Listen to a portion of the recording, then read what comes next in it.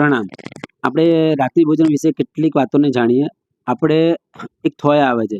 શાસન નાયક વીર જે પામી પરમાધાર તો રાત્રિ ભોજન મત કરો એ જાણી પાપ અપાર તો ઘુવડ કાગને નાગનાય તે પામે અવતાર તો નિયમ નોકારસી નિત કરો એ સાંજે કરો ચોવ્યાર તો ઘુવડ કાગ અને નાગ અહીંયા આગળ તીરંજ ગતિ બતાવી. ત્રિષષ્ઠીની અંદર પણ રાત્રિ ભોજન કરનારને ઘુવડ કાગ નાગ મૃગ એટલે હરણ સાપ વીછી ચંદન ગો છે ગરોળી છે આદિ તે તિરંજના અવતાર બતાવ્યા અને યોગશાની અંદર પણ તિરંજ ગતિ જ બતાવી. નરક ગતિમાં જવા માટે રૌદ્ર ધ્યાન મારમ અને પ્રેગરાદિમાં રક્ત જે જીવો હોય તે નરકમાં જતા હોય છે. હવે મહાત્માઓ વ્યાખ્યાનની અંદર જે નરક ગતિનું પરંપરાનું કારણ બતાવે એ કઈ અપેક્ષાએ, જેમ કે ઘુવડ કાગ અને નાગનો અવતાર પામ્યા અને ત્યાં ગયા પછી નરકને પ્રાયોગ્ય તે હિંસક વૃત્તિ થાય અને તેનાથી નરક મળે એટલા માટે નરકની પરંપરાનું કારણ પણ રાત્રિ ભોજનને ગણી શકાય.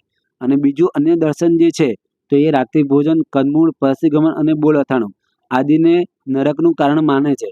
એટલે લોકોમાં પાપભીરુતા પ્રગટાવવા માટે લોકો તરત જ રાત્રિ ભોજન છોડે એના માટે પણ આ પાપભીરુતા પ્રગટાવવા માટે પણ આ અન્ય ગ્રંથોનો રેફરન્સ સારો લેવામાં આવતો હોય છે. સ્કંદ પુરાણ એની અંદર પણ કીધું છે કે જે રાત્રિ ભોજનનો ત્યાગ કરે એને તીર્થયાત્રાનું ફળ મળે છે. અને કપોસૂત્ર સ્કંદ પુરાણની અંદર કીધું છે કે રાત્રે પાણી પીવું ને એ પણ લોહી બરાબર છે. અને ઋષિસર ભારત વૈદિક દર્શનમાં કીધું છે કે જે રાતના ચોમાસામાં ખાય છે, ચોમાસાની અંદર રાત્રે ખાય છે, એની શુદ્ધિ જે છે એ તપથી પણ થતી નથી.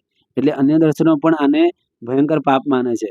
આપણે એક રામાયણનું એક દ્રષ્ટાંત આવે છે કે વનમાળા જ્યારે લક્ષ્મણ જતો હોય છે અને લક્ષ્મણ અલગ અલગ સોગંદ લે છે ત્યારે પણ વનમાળા સંતોષ નથી પામતી અને કહે છે જો તમે મને દર્શન ન આપો તો તમને કયું સોગંદ લઉં? ત્યારે લક્ષ્મણ કહે છે કે તું કહે ને એ સોગંદ હું લઉં.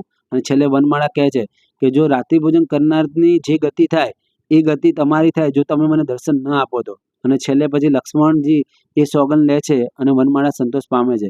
એટલે કે એ સમયની અંદર પણ આને કેટલું મોટું પાપ ગણવામાં આવતું હશે. બીજું ઉત્તર દસવૈકાલિક સૂત્ર જે છે એની અંદર પણ રાત્રિ ભોજનને ઉત્તર ગુણ ગણવામાં આવે છે કે પહેલા અને છેલ્લા તીર્થંકરના જીવો જળ અને વક્ર હોવાથી આ રાત્રિ ભોજનનું જે પાપ જે છે આમ વ્રતનું ખંડન ના કરી બેસે એટલા માટે 5 મહાવ્રત પછી તરત જ એનું નિરૂપણ કરવામાં આવ્યું. અને અજીતનાથ ભગવાનથી લઈને પાર્શ્વનાથ ભગવાનના જીવો ઋજુ અને પ્રાજ્ઞ હોવાથી તરત જ આ પાપનો ત્યાગ સ્વેચ્છાએ સરળતાથી કરી શકે છે. એટલા માટે અહીંયા આગળ જે 5મા નાના જીવો છે એના માટે 5 મહાવ્રત પછી તરત જ નિરૂપણ કરવામાં આવ્યું છે. ઠાણાંગ સૂત્રની અંદર 4 ભાંગા આવે છે કે દિવસે બનાવેલું દિવસે ખાવું.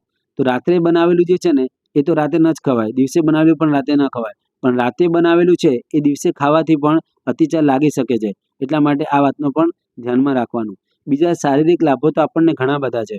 જેમ કે રાતના સૂર્યાસ્ત થયા પછી કે હૃદયકમળ અને નાભિકમળ સંકોચાઈ જાય અને એનાથી થતા જે પાચન રોગી સંબંધો જ હોય એ રાત્રિ ભોજન કરવાથી થવાના હતા એ આપણને ન થાય જો આપણે ચોવીએ કરીએ તો.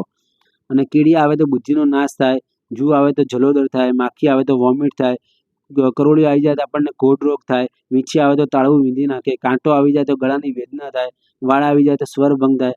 આ બધા રોગો અને દોષોથી તો આપણે બચીએ છીએ પણ આપણને આત્મિક લાભો પણ એટલા થાય છે. પરમ પૂજ્ય જગન્નાથ માસ્ટર છે ને એ વ્યાખ્યાનમાં ઘણીવાર કહેતા હોય કે 2 તપ હોય, એક નિત્ય તપ અને એક નૈમિતિક તપ. નૈમિતિક તપ જે આપણે ન કરી શકીએ તો ચાલે પણ નિત્ય તપ તો આપણા જીવનમાં 24 અવશ્ય હોવો જ જોઈએ. કેવળજ્ઞાની ભગવાન છે ને એ સૂર્યાસ્ત પછી થનારા કુંથુ આદિ જીવોને જોઈ શકે છે તો પણ રાત્રિ ભોજનનો ત્યાગ કરે છે તો આપણે તો કરવાનો જ હોય. જો આપણે ભૂતકાળની અંદર અઠ્ઠમ અઠ્ઠાઈ આદિ કરીને આટલા બધા દિવસ જો આપણે ભૂખને સહન કરી શકતા હોઈએ તો 12 કલાક આપણે ભૂખને સહન ના કરી શકીએ? 6 કલાક તો પાછા એમાંથી નિંદ્રામાં જતા રહે છે. તો હવે બચવા 6 કલાક તો એટલું આપણે સહન ન કરી શકીએ. 15 ઉપવાસનો જો આપણને લાભ મળતો હોય 30 દિવસ ચોવ્યા કરવાથી તો આ લાભને પણ આપણે શું કામ જતો કરવો? જીનાગના વિરુદ્ધ કંઈ પણ બોલાઈ ગયો હોય તો મિચ્છામિ દુક્કડમ.